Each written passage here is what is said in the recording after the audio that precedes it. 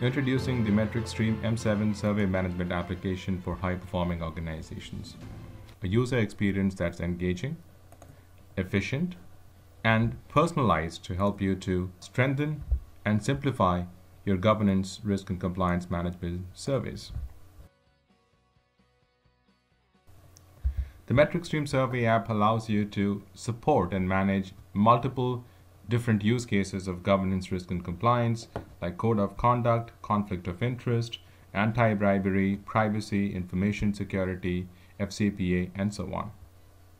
The M7 survey app comes pre-packaged with a contextual set of dashboards and reports for different roles like a program manager, a survey respondent, a survey approver, and so on.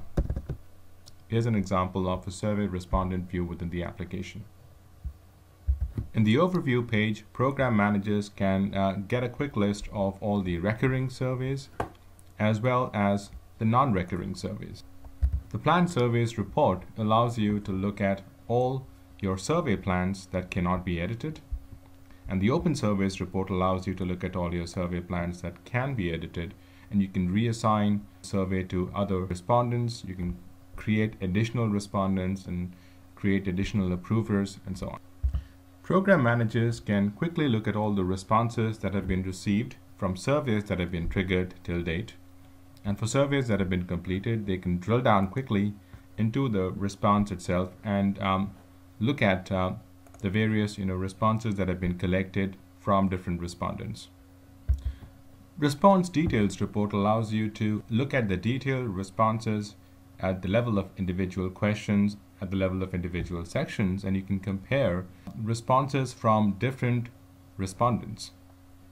So in this particular example, you can see how Mike Morton has responded to the question, is there a SSA 16 certificate, as opposed to Peter Park or Ray Roberts.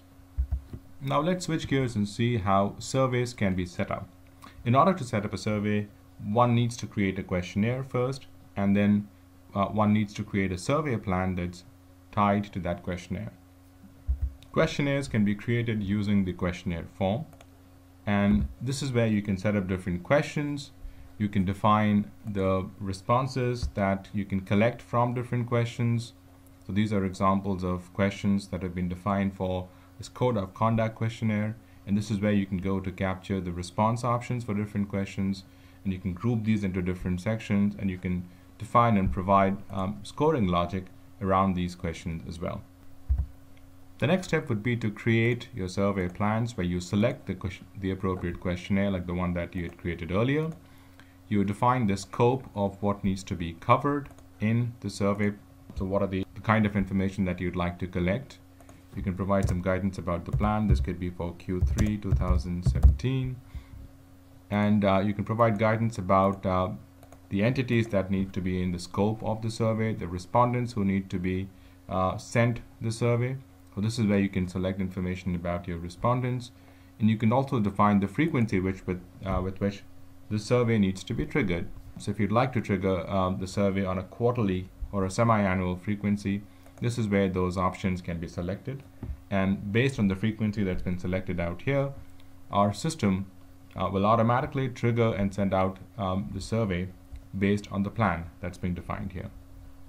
Now that the survey has been set up, let's quickly take a look at what the respondent gets to see in their to-do list. So respondents can access surveys from a deep link within an email that goes out from the application that notifies them about surveys that they need to complete, or they could log into the application and pick up a particular survey from their dashboard or their landing page. Could be like the code of conduct survey out here, or they can grab these surveys from their to-do list or their task inbox. So here's how a respondent can pick up a survey that they need to complete.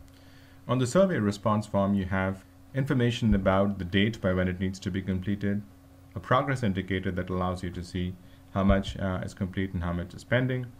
You have instructions that provides guidance to the respondent about a set of things they need to follow. And on the right panel here, you have quick links to navigate through the different sections within the survey, and using mouse overs or hovers, you'd be able to quickly look up how many questions have been completed in that section, and so on. So let's begin the survey. So here's how a respondent can quickly launch into the survey, look at the question that they need to complete within that section, and based on their responses, either complete additional questions or complete the survey. A wide variety of response options are available, including yes/no options, text responses, drop-down list values, multiple values from a list, and so on. And as a part of your response, users can also be given the flexibility to provide comments for each response, attach documents and files as a part of their response as well. This is how you can quickly navigate to additional sections and to pick up and complete additional questions. You can attach documents for questions and to questions where attachments have been enabled, and so on. Once you've completed all your questions, then you can route it for approval. So you click on the submit button, and that will automatically route the survey to the people in the role of reviewers and approvers for their approval. As an approver, you'd be able to look at all your responses captured by the respondent. You'll be able to add findings and actions for each response. So in case a certain response merits a set of actions, those can be captured as a part of the approval workflow.